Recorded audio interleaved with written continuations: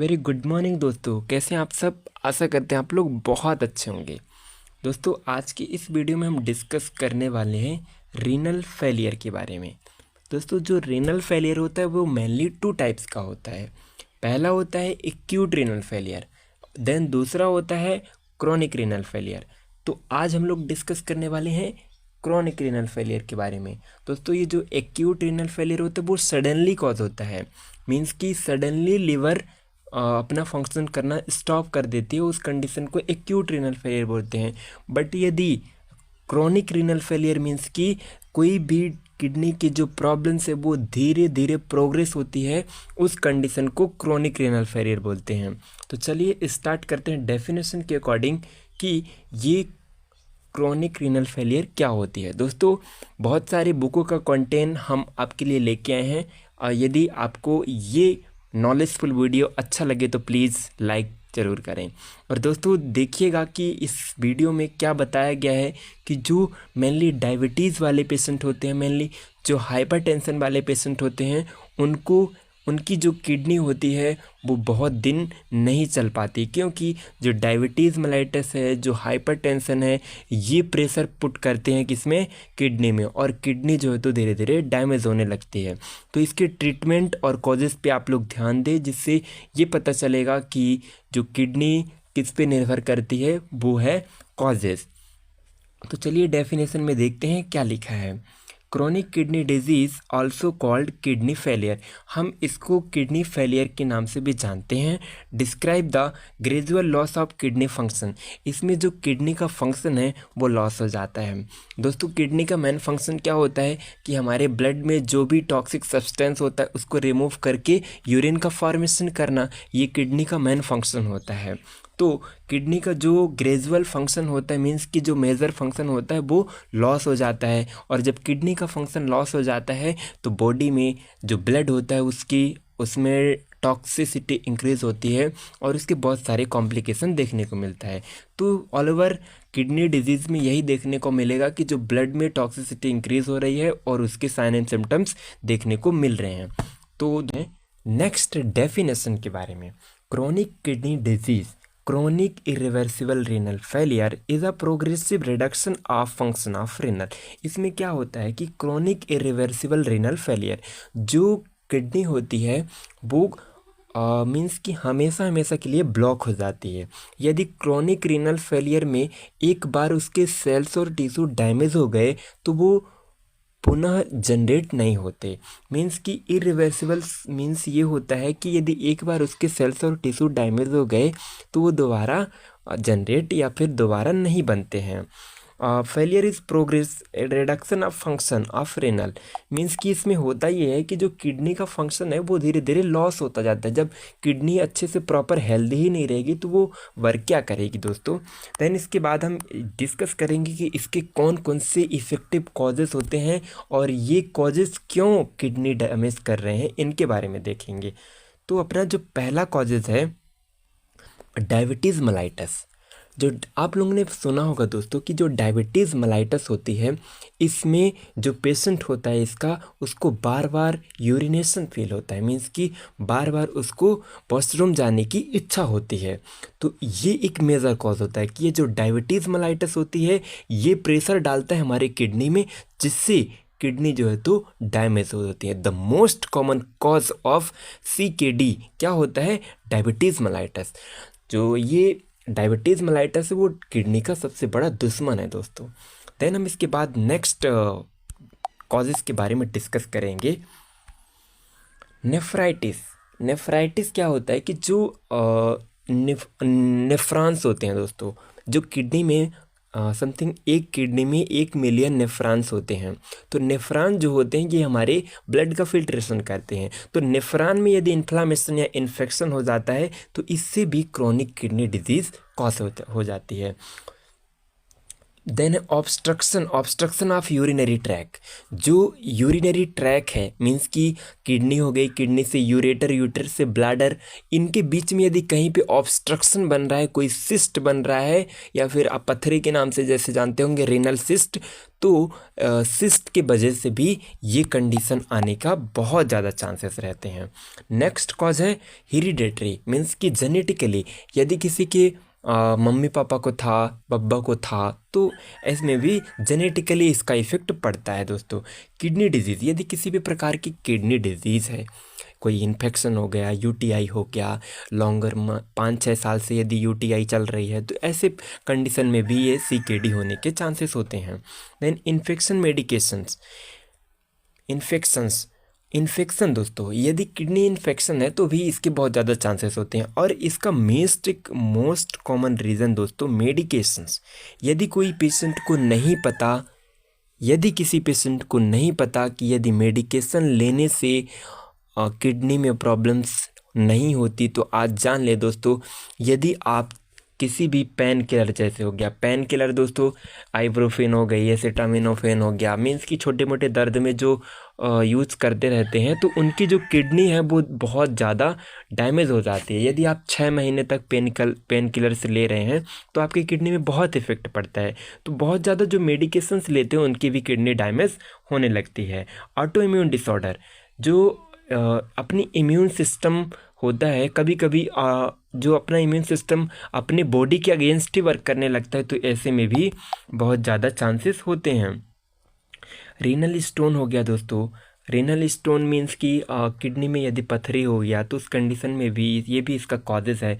Then hypertension, यदि patient की यदि किसी को बीपी की प्रॉब्लम है, मीन्स कि उसकी बीपी बहुत ज़्यादा बढ़ रही है, तो उसको भी ये प्रॉब्लम्स होती है कि वो लास्ट में जाके किडनी पेशेंट का शिकार बने। देन इसके बाद ओबेसिटी, मोटापा बहुत मोस्ट कॉमन रीज़न है कि जो क्रोनिक किडनी डिजीज़ का बहुत मोस्ट इफेक्टिव कॉजेज़ है दोस्तों। तो ये तो हमने देखा दोस्तों कि इतने सारे कॉजेज़, पहला diabetes, nephritis, obstruction of urinary track, hereditary, kidney disease, infection, medication, autoimmune disorder, renal stone, hypertension, obesity, ये सारे हमने कॉजेज़ के बारे में डिस्कस किया दोस्तों।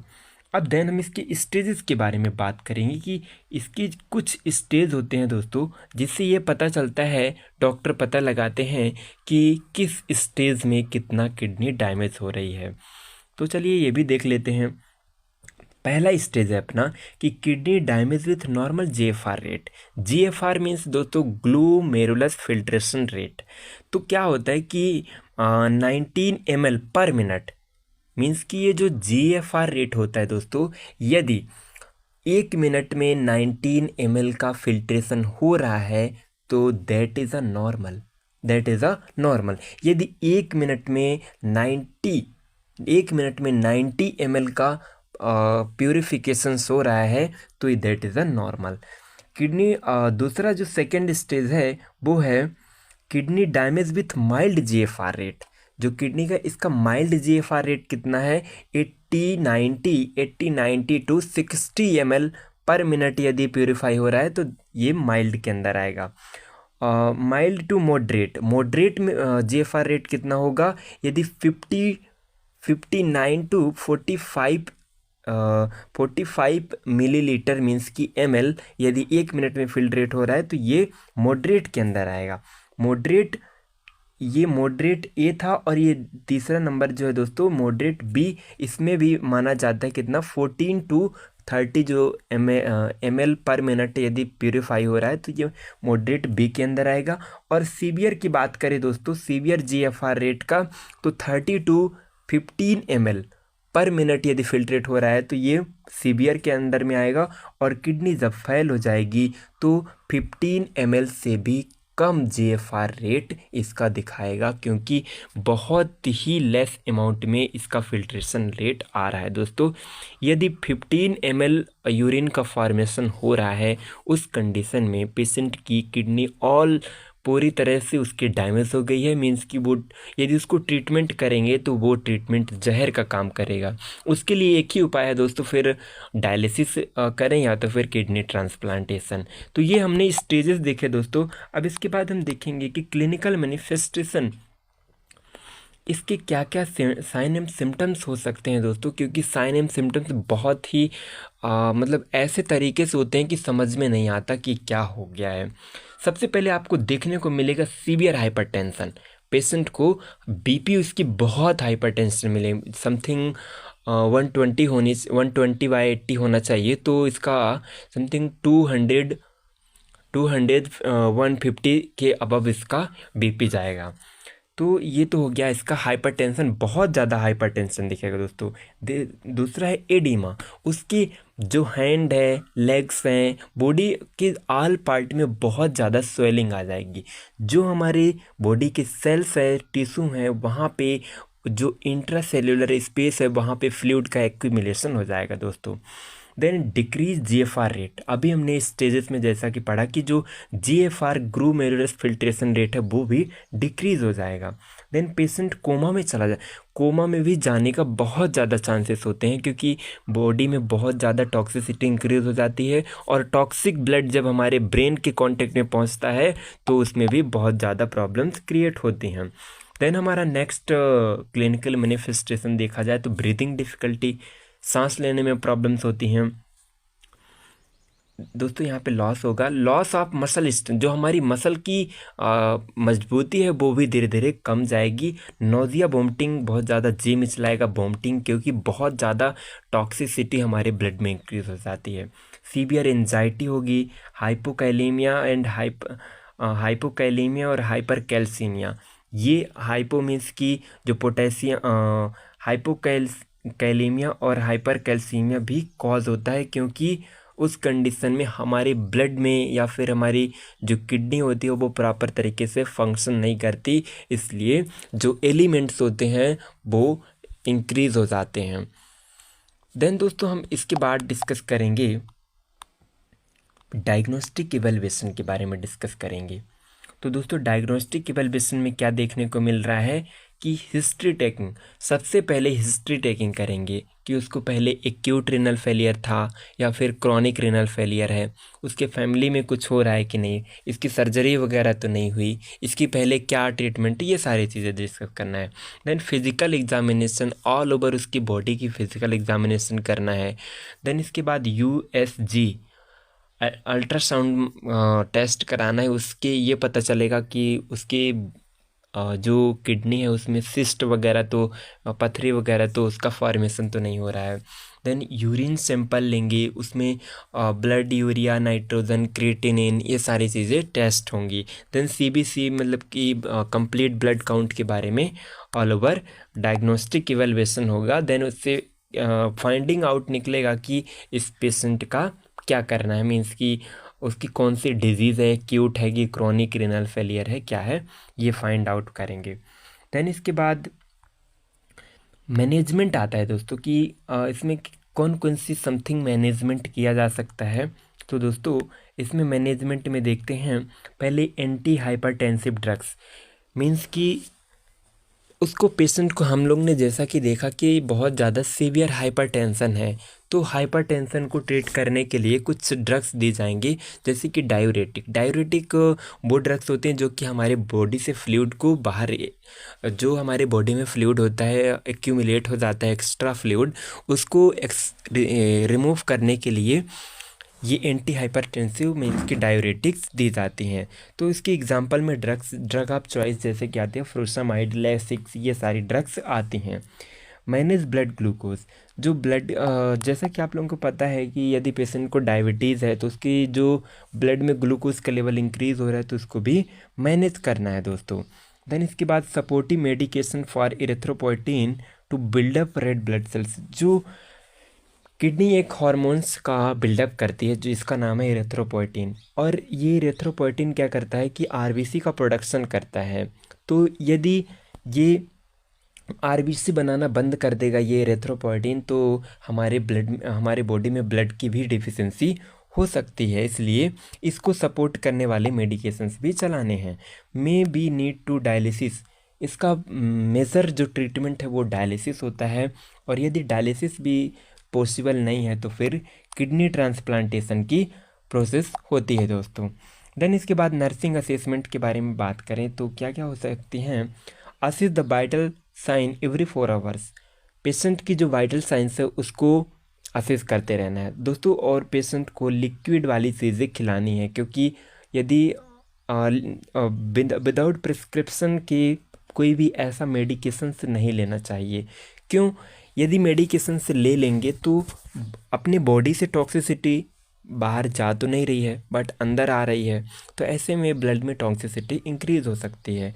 To assess the GFR rate, और एक नर्सिस का ये मेन रोल है कि वो उसके GFR रेट को मेज़र करे, एवरी 4 आवर उसके वाइटल साइन चेक करे, उसकी कार्डियक साउंड को असेस करे, उसके डाइट प्लान को असेस करे। जो फिजिशियन ऑर्डर दे कि इसको यही डाइट खिलाना चाहिए तो वही डाइट इनटेक करना चाहिए। देन हम इसके बाद नेक्स्ट नर्सिंग रिस्पॉन्सिबिलिटी के बारे में डिस्कस करेंगे। यहाँ पे monitor sign and symptom of UTI, और ये भी मॉनिटर करना है कि उसको UTI की कोई प्रॉब्लम्स तो नहीं है, या तो फिर उसकी हाइजीन मेंटेन हो रही है कि नहीं। ये सारा नर्सिंग रिस्पॉन्सिबिलिटी है। अवॉइड एक्सेसिव सॉल्ट इंटेक, यदि सॉल्ट इंटेक वो बहुत ज़्यादा कर रहे हैं तो उसको अवॉइड करना है। अवॉइड ड्रिंकिंग, स्मोकिंग, ये सारी चीज़ें प्रिवेंट करना है। तो दोस्तों, और डॉक्टर जो भी प्रिस्क्राइब करें, बिना डॉक्टर के प्रिस्क्रिप्शन कोई भी मेडिसिन्स ना लें, कोई भी ऐसा चीज़ ना करें जिससे पेशेंट को हार्म पहुंचे, क्योंकि ये बहुत ही प्रोग्रेसिव और इफ़ेक्टिव डिजीज़ है। तो दोस्तों, ये डिजीज़ आपको डिजीज़ का नॉलेज कैसा लगा, प्लीज़ लाइक एंड सब्सक्राइब ज़रूर करें। यदि अच्छा लगे तो वीडियो को शेयर करें।